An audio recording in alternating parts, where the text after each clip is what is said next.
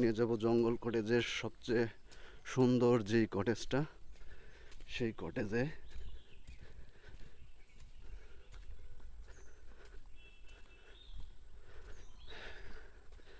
ওই কটেজে যাইতে অনেকগুলা সিঁড়ি পার হইতে হয়।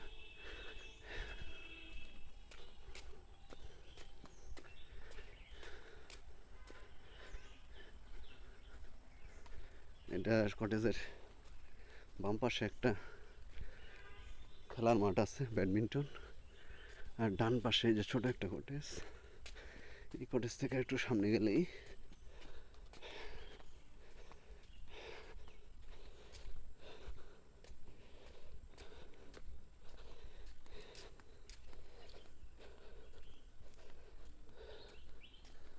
এই যে কটেজ, এটাই হচ্ছে ওনাদের সবচেয়ে সুন্দর কটেজ।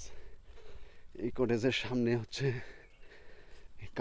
কাঠ স্ট্রাকচার, পিছনে হচ্ছে গ্লাস।